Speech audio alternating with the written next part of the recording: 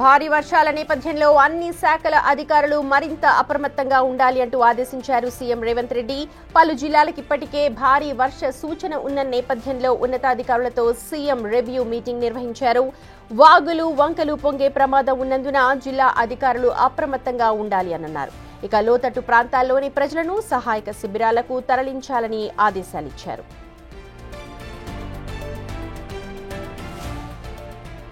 రిజర్వాయర్లు, చెరువుల నీటి మట్టాన్ని ఎప్పటికప్పుడు పరిశీలిస్తుండాలి అంటూ సూచనలు చేశారు. నీటి విడుదలపై ముందుగానే అధికారులకు సమాచారం ఇవ్వాలి అని పేర్కొన్నారు. ఇక అంటు వ్యాధులు ప్రబలకుండా ఎప్పటికప్పుడు పారిశుద్ధ్య పనులు చేపట్టాలని ఆదేశించారు.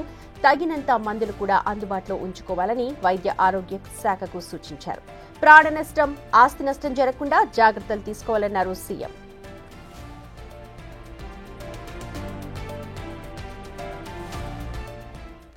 రైట్, ఈ మీటింగ్ కి సంబంధించిన మరిన్ని అప్డేట్స్ మా ప్రతినిధి వాసు అందిస్తారు. వాసు, ఇప్పటికే అన్ని శాఖల అధికారులతో సమన్వయంగా మీటింగ్ నిర్వహించారు. ఇంకా ఏమి ఆదేశాలు ఇచ్చారు ముఖ్యమంత్రి?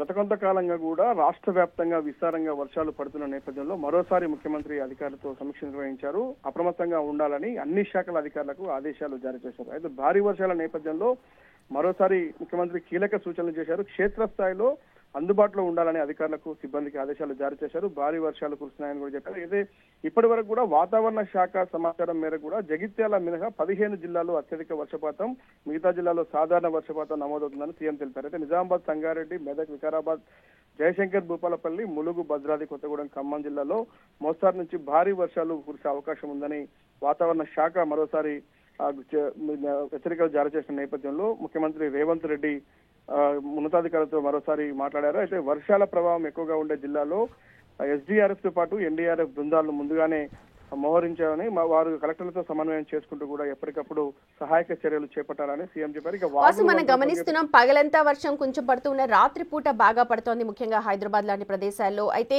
మిగతా జిల్లాల్లో ఏవైతే ఉన్నాయో వాటిలో కూడా భారీ వర్షాలు పడుతున్న విషయాలు మనం చూస్తున్నాం. సో టోల్ ఫ్రీ నంబర్ ఏమైనా అందుబాటులో ఉందా? 24/7 అక్కడ అధికారులు ఉంటూ ఉన్నారా? దీని మీద ఏమైనా రివ్యూ చేశారా?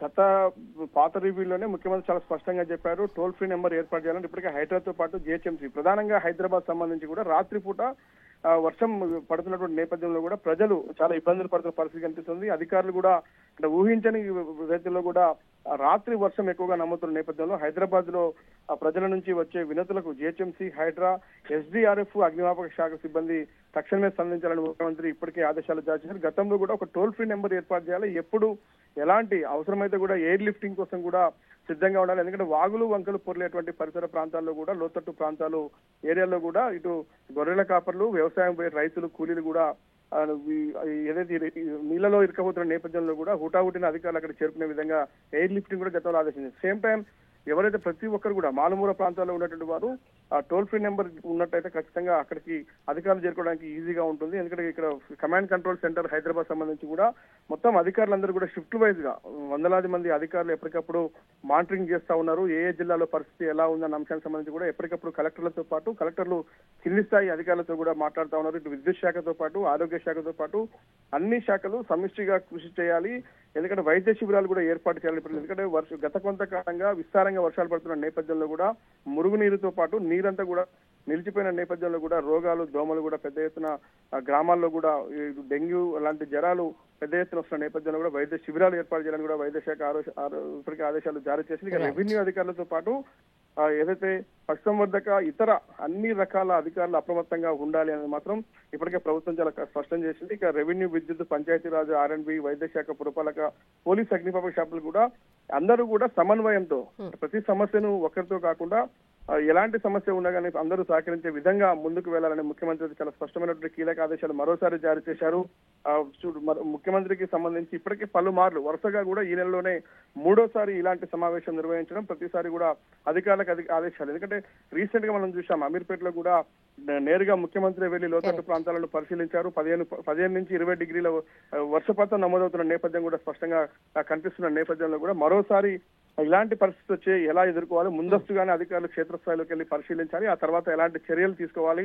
ఇప్పుడు మనం చూసాం హైదరాబాద్ సంబంధించి కూడా పూర్తి స్థాయిలో కూడా పర్మనెంట్ గా సమస్య పరిష్కారానికి ఇప్పటికే ప్లానింగ్ చేయాలని కూడా అధికారులకు ఆదేశాలు జారీ చేశారు. హైడ్రా కమిషనర్ తో పాటు జిహెచ్ఎంసీ కమిషనర్ కూడా ఎప్పటికప్పుడు క్షేత్రస్థాయిలోకి పరిశీలిస్తున్న పరిస్థితి కనిపిస్తుంది. ముఖ్యమంత్రి మాత్రం ఈ రోజు చేసిన రివ్యూలో ప్రతి ఒక్కరు కూడా సమన్వయంతో పనిచేయాలి, ప్రతి ఒక్క అధికారి సెలవులు వదులుకొని కూడా క్షేత్రస్థాయిలోకి వెళ్లి పరిశీలించాలి, అవసరమైతే తక్షణ సహాయం కోసం ఎమర్జెన్సీ టీములు కూడా రంగంలో దింపాలని కూడా ముఖ్యమంత్రి స్పష్టమైన ఆదేశాలు అయితే జారీ చేశారు. Right Vasu, thank you so much. మొత్తానికి కేవలం హైదరాబాదే కాకుండా తెలంగాణ జిల్లాలంతటా కూడా భారీ వర్షాలు నమోదవుతున్నాయి. దీంతో ముఖ్యమంత్రి అన్ని శాఖల అధికారులతో సమన్వయంగా పనిచేయాలి అంటూ సూచనలు జారీ చేశారు.